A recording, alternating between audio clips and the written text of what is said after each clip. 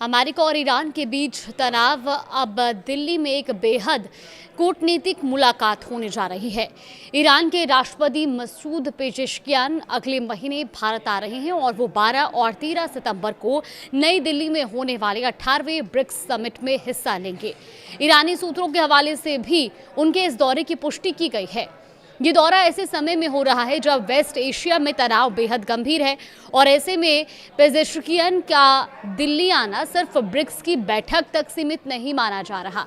प्रधानमंत्री नरेंद्र मोदी और राष्ट्रपति पेजेश्कियान की बीच द्विपक्षीय बातचीत की भी प्रबल संभावनाएं हैं। अब इस बातचीत में भारत ईरान संबंधों के साथ साथ क्षेत्रीय मुद्दों और वेस्ट एशिया के संकट पर भी चर्चा हो सकती है। तो सवाल है कि ईरान के राष्ट्रपति का ये दिल्ली दौरा भारत के लिए इतना महत्वपूर्ण क्यों है। देखिए, सबसे पहले बात करते हैं अमेरिका और ईरान के बीच जारी तनाव की। वेस्ट एशिया में हालात नाजुक है और ऐसे में भारत के लिए तेहरान के साथ सीधे संपर्क में रहना बेहद अहम है। भारत एक तरफ ईरान के साथ अपने पुराने रिश्तों को बनाए रखना चाहता है तो दूसरी तरफ अमेरिका और खाड़ी देशों के साथ भी अपने संबंध मजबूत रख रहा है। यही भारत की रणनीतिक ऑटोनॉमी की खासियत है। भारत किसी एक खेमे में पूरी तरह जाने के बजाय अलग अलग देशों के साथ अपने हितों के मुताबिक रिश्ते बनाए रखने की कोशिश करता है और अब ब्रिक्स भी इस रणनीति में एक अहम मंच बन चुका है। ईरान के ब्रिक्स में एंट्री के बाद भारत और ईरान को एक बहुपक्षीय मंच पर साथ काम करने का मौका मिला है। रूस और चीन के साथ ईरान का इस मंच पर होना भी ग्लोबल कूटनीति में नए समीकरण बना रहा है। ऐसे समय में दिल्ली में पेजेश्कियान और प्रधानमंत्री मोदी की मुलाकात सिर्फ दो देशों के रिश्तों के लिहाजे से नहीं बल्कि वेस्ट एशिया की बदलती राजनीति के लिहाजे से भी अहम हो सकती है। और अब बात उस मुद्दे की जो भारत के लिए सीधे रणनीतिक महत्व रखता है। देखिए, चाबहार पोर्ट की बात करते हैं। चाबहार ईरान के दक्षिण पूर्वी हिस्से में स्थित एक महत्वपूर्ण बंदरगाह है और भारत ने इसके विकास में बड़ी भूमिका भी निभाई है। भारत के लिए चाबहार इसलिए खास है क्योंकि इसके जरिए भारत को अफगानिस्तान और सेंट्रल एशिया तक पहुंचने का एक वैकल्पिक रास्ता मिलता है। यानी भारत को इन इलाकों तक व्यापार के लिए पाकिस्तान के रास्ते पर निर्भर नहीं रहना पड़ता। वहीं चाबहार को international north south transport corridor यानी कि INSTC से भी जोड़ा जा रहा है और ये करीब 7,200 किलोमीटर लंबा मल्टी मॉडल ट्रेड नेटवर्क है जिसका उद्देश्य भारत को ईरान के रास्ते रूस, सेंट्रल एशिया और आगे यूरोप से जोड़ना है। यानी चाबहार सिर्फ एक बंदरगाह नहीं है, ये भारत की कनेक्टिविटी, व्यापार और रणनीतिक पहुंच से जुड़ा एक बड़ा प्रोजेक्ट है। लेकिन यहाँ भारत के सामने एक चुनौती भी है, अमेरिकी प्रतिबंध। अमेरिका ने ईरान पर कड़े आर्थिक प्रतिबंध लगा रखे हैं। चाबहार को लेकर भारत को पहले अमेरिकी प्रतिबंधों से छूट मिली थी, लेकिन ये छूट 26 अप्रैल 2026 को खत्म हो गई। इसके बाद भारत ने साफ किया कि इस मुद्दे पर अमेरिका और ईरान दोनों के साथ बातचीत जारी है और वेस्ट एशिया में चल रहा संघर्ष इस मामले को और जटिल बना रहा है। इसीलिए पेजेश्कियान का भारत दौरा चाबहार के मुद्दे पर भी अहम हो सकता है क्योंकि भारत के लिए ईरान के साथ रिश्ते सिर्फ कूटनीति तक सीमित नहीं हैं।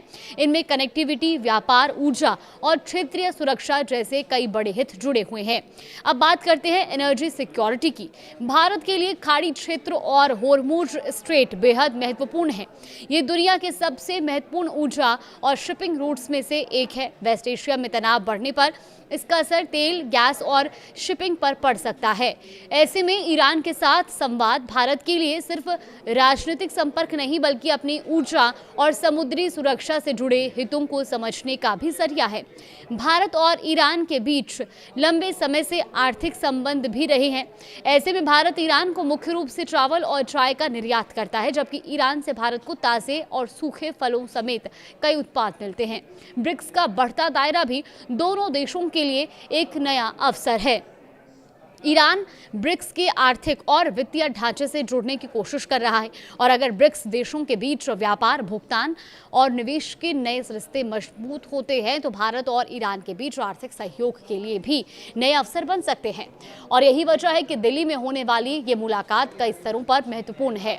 एक तरफ अमेरिका और ईरान के बीच तनाव है, दूसरी तरफ वेस्ट एशिया में अस्थिरता है, तीसरी तरफ चाबहार और एनर्जी सिक्योरिटी जैसे भारत के रणनीतिक हित हैं और इन सब के बीच भारत की कोशिश है कि वो अमेरिका, ईरान और खाड़ी के देशों के साथ अपने संबंधों को संतुलित रखे। यानी भारत के लिए ये सिर्फ ईरान के राष्ट्रपति का दौरा नहीं है, ये उस समय की कूटनीति है जब दुनिया तेजी से बदल रही है और देशों के पुराने समीकरण नए सिरे से बन रहे हैं।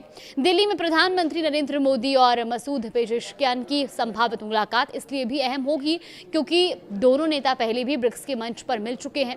अक्टूबर 2024 में कजान में हुई 16वीं ब्रिक्स समिट के दौरान दोनों नेताओं ने द्विपक्षीय संबंधों, चाबहार और वेस्ट एशिया की स्थिति पर चर्चा की थी और अब सितंबर में जब ब्रिक्स समिट दिल्ली में होगी तो इस बातचीत का फोकस और भी महत्वपूर्ण हो सकता है।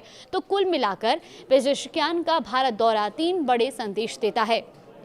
पहला, भारत ईरान के साथ अपने रणनीतिक रिश्तों को बनाए रखना चाहता है।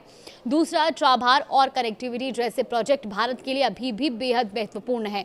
और तीसरा, वेस्ट एशिया के संकट के बीच भारत खुद को ऐसे देश के तौर पर पेश करना चाहता है जो अलग अलग पक्षों से बातचीत कर सकता है। यानी आने वाले सितंबर में दिल्ली सिर्फ ब्रिक्स की मेजबानी नहीं करेगी, यहाँ वेस्ट एशिया की राजनीति, भारत की रणनीतिक ऑटोनॉमी और बदलती ग्लोबल डिप्लोमेसी की भी एक अहम तस्वीर दिखाई दे सकती है।